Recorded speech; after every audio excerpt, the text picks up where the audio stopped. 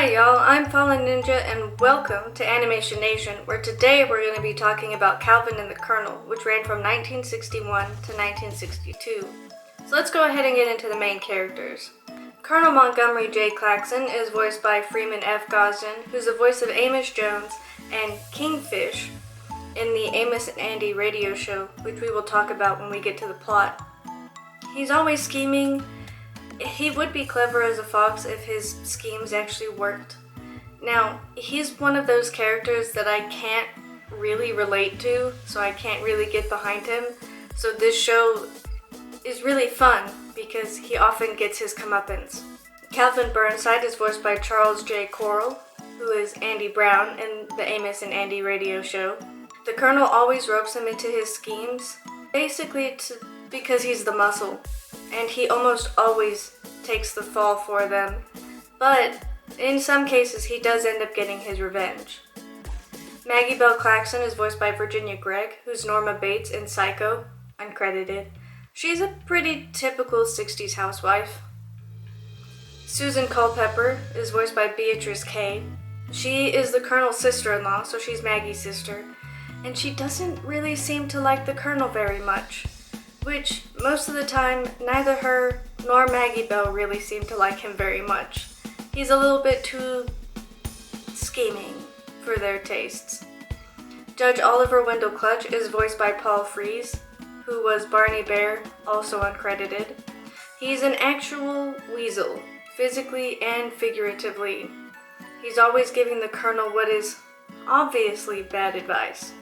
As for the plot, it is based on a radio sitcom called Amos and Andy, which was created and voiced by the main voice actors, and it ran from 1928 to 1955 in 15-minute to 30-minute segments. And I'm about to tell you why it failed. It was based on the model of minstrel shows, and if you don't know what a minstrel show is, it was a form of theater created in the 1800s that characterized black people as dim-witted and lazy. So this radio show was about a couple of black men voiced by a couple of white dudes. Whenever they made Calvin and the Colonel in order to avoid some of the racial issues that led to the downfall of Amos and Andy, they decided to use anthropomorphized characters instead. So they used animals instead of actual people. And while that worked, it was still canceled after 2 months because of low ratings.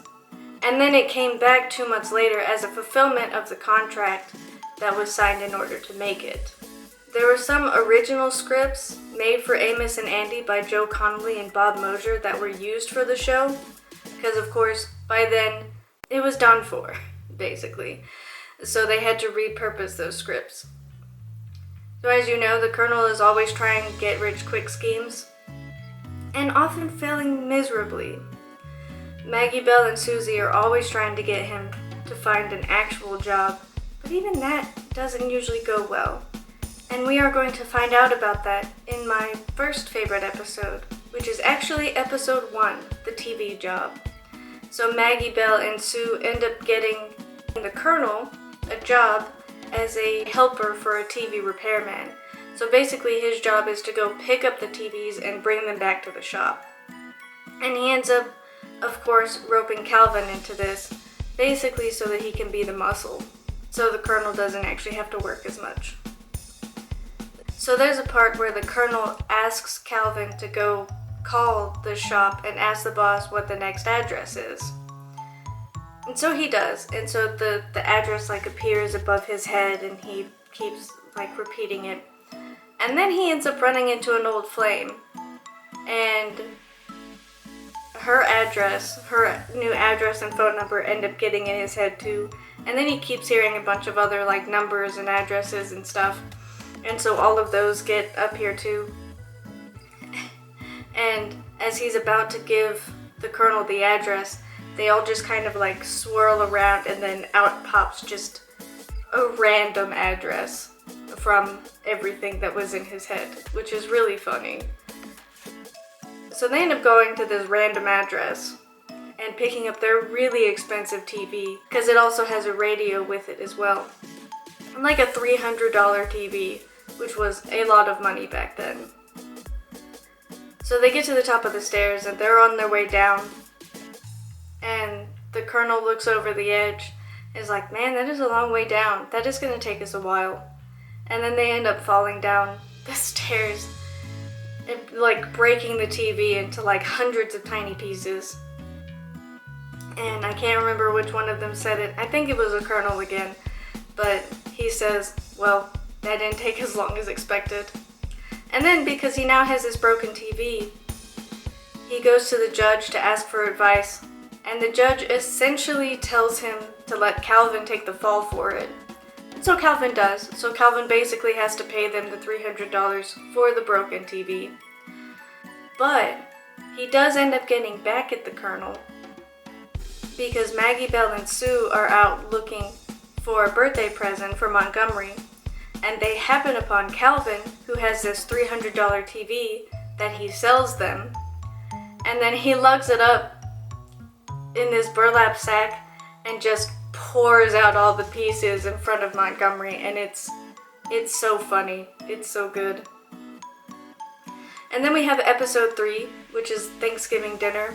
This is one of the colonel's ideas that is obviously going to go sideways, and then whenever he tries to fix it, he just makes it even worse. So what happens is, the Thanksgiving before, he tells all of his 36 relatives that he and Maggie Bell will host next year. And Maggie Bell is like, why did you do that? We can't feed that many people. And the colonel says, well, it's a year from now. They'll not remember it. And then, jump to a year later, they do remember it. So now the colonel has to figure out how to feed all of these people that are going to be coming to his house for Thanksgiving. So he either comes across or hears about this deal where if you buy a deep freezer, you get free food with it as well. So he of course pulls Calvin into it, and he writes the deep freezer salesman a hot check. And before he can cash that hot check, he takes the freezer, takes it home, takes all of the free food out of it, takes the freezer back, and says, we are dissatisfied with this freezer. And the free food freezer salesman is like, you've had it for 30 minutes. What's wrong with it? And so they do this back and forth, and finally the free food freezer salesman snaps and is like, you give me back that free food right now. So that night they decide, well, they're going to steal the free food back. The only problem with that is that not all of the food is in their fridge because there was so much of it. So they had to borrow the fridge of their upstairs neighbor, who's a police officer. So they get up on the roof, and this officer calls Maggie Bell and is like, what is your husband doing on the roof? And Maggie Bell's like, my husband is on the roof? And so he's like, well, I'll figure it out. I'll figure out what's going on. In the meantime, and this is one of my favorite parts of the entire show, is the colonel is explaining to Calvin that he's going to go down there into the apartment and get the food out of the fridge, and then Calvin is going to, pull him back up after it's over. And so in this conversation, at the end of it, Calvin says, you started with us and we, and somewhere in there you past participled me up the creek again. Which is, I think it's funny. That's one of my favorite lines in the entire show. And the second one actually comes from this episode as well, because the police officer gets onto the roof, and the colonel can hear him coming, and he's standing there like, if Calvin is down there, how can Calvin be up here on the roof? And if Calvin is up here on the roof, then how can he be in the apartment? So he asks Calvin, Calvin, where are you? And the colonel replies with, I know that, but are you here, or here, And then, of course, the officer catches up to him and is like, what are you doing on my roof? Is there somebody in my apartment? And the only thing we know about the end is that somehow the colonel ends up talking the police officer into not telling Maggie Bell what happened. And then we don't really get any closure after that. We have no idea what happened to the free food freezer salesman or that hot chick or anything. But he got caught, so it's all fine. And then episode 6, which is Money in the Closet, the Colonel spends this entire episode trying to outsmart Maggie Bell and Sue and Calvin. And it does not work out the way that he expects it to. So he's actually gotten a job, and he's actually making money from said job. And so Maggie Bell and Sue have been taking the money, and they put it in this box, and they put the box in the closet, and then they nailed the box down so that the Colonel couldn't just take the box. And that there's, now there's no way that, and then they locked the closet. So now, of course, there's no way that the Colonel can get in there and steal the money. He gets the key for the closet, and he goes in there and he just dips his hand in there and takes the money out of it. I think it ends up being like $400, which is a lot of money. And then he goes to Calvin and says, you owe me money, so give me $400. And then he puts the money from Calvin into the box. And then Calvin, from, I believe, talking to the judge, figures out that the Colonel is trying to pass participle him up the creek again. And he goes to the Colonel and is like, you need to give me my money back. And so they end up going into the downstairs neighbor's apartment, which is empty. And they try to cut through the floor in order to get the box out so that they can get Calvin's money out. And then it's just a mess, really. Maggie Bell and Sue end up finding out about it, and then the Colonel gets into a lot of trouble. It's just a good episode, because it's another one of those where, at least for me, I can't really relate to the Colonel, so I feel nothing for him, at all. It's actually nice to see him lose, pretty much. That sounds really mean, but it's true. Now, this series had a total of 26 episodes. However, we have lost 10 of them. So episodes 7, 9, 12, 13, 14, 16, 20, 23, 24, and 26 are just gone. I guess when they were aired, nobody decided to keep a record of them. I guess somewhere they just got lost. And then there are episodes that have been recovered, but they're only in an Italian dub.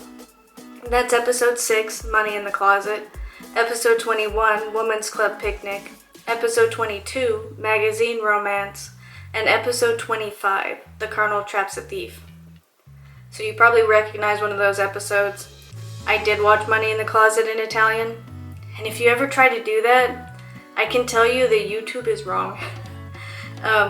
I don't know a lot of Italian, but there were some times, because I just did the automatic Italian to English translation thing option that they have. And even though I don't know much Italian, there were some times when a character said something and it translated it, and I was like, that is not what that character said. Definitely not. And then there are some episodes that we've recovered that are only in black and white. And that's episode 3, Thanksgiving Dinner, episode 4, The Costume Ball, episode 5, Sycamore Lodge, and episode 15, Sister Sue's Sweetheart. And as we talk about the animation, I'll explain why that's important that they're in black and white. So the show was actually produced in color, but it aired in black and white. And so those episodes that we only have in black and white, we only have the original copies. Animation is pretty smooth. There's also no complicated movement. I actually really love the style of old cartoons. There's something so, I don't know what you'd say, quaint. There's something so quaint about them. It's interesting to see what people, not only what people came up with during that time period, but also what people like to watch. I really like this show. It's really funny.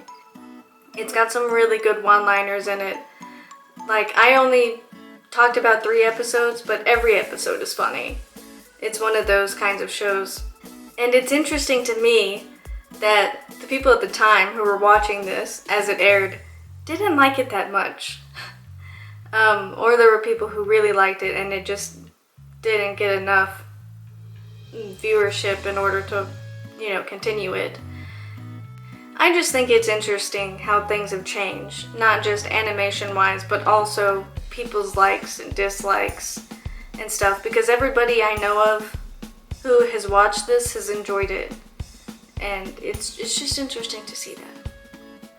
And I also really like about the show that the animal characters tend to match their personalities. Like, the Colonel would be clever as a fox if anything he did actually worked. Calvin is basically a big dumb bear, and we already talked about the judge being a weasel, figuratively and physically. But really, this show is great, and if you haven't seen it yet, I suggest you do so. As always, tell me what you thought of this show down in the comments below, and if you have any suggestions for future videos, go ahead and put them there too. And as always, I will catch y'all on the flip side.